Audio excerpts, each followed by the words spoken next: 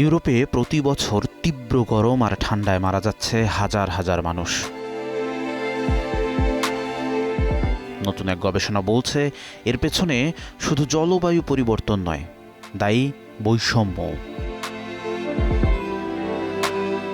গবেষকদের মতে আয় বৈষম্য, জ্বালানি দারিদ্র্য আর অনিরাপদ বাসস্থানের কারণে ইউরোপে বছরে প্রায় 1 লাখ অতিরিক্ত মানুষের মৃত্যু হচ্ছে। যাদের ঘর ভালোভাবে গরম বা ঠান্ডা রাখার ব্যবস্থা নেই, যাদের স্বাস্থ্য সেবায় পৌঁছানো কঠিন, তাদের জন্য তাপপ্রবাহ বা শৈত্যপ্রবাহ হয়ে উঠছে প্রাণঘাতী।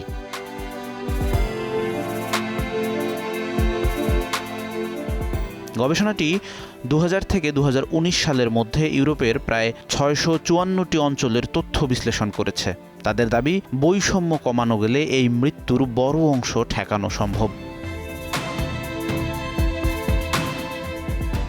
আরেকটি গুরুত্বপূর্ণ বিষয় হলো অনেক ধনী শহরেও গরমে মৃত্যুহার বেশি, কারণ আরবান হিট আইল্যান্ড প্রভাব।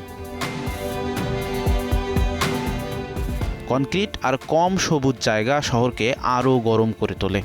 আজকের পৃথিবীতে তাপমাত্রা সবার জন্য একই হতে পারে, কিন্তু নিরাপদে বেঁচে থাকার সুযোগ সবার সমান নয়। জলবায়ু পরিবর্তন যখন দরজায় কড়া নাড়ছে, তখন সবচেয়ে বড় প্রশ্ন শুধু গরম কত পড়বে এটা না, বরং কে বেঁচে থাকার সুযোগ পাবে। এই গবেষণা মনে করিয়ে দেয়, জলবায়ু সংকট শুধু পরিবেশের সংকট নয়, এটি সমতা, বাসস্থান আর মানবাধিকারেরও প্রশ্ন।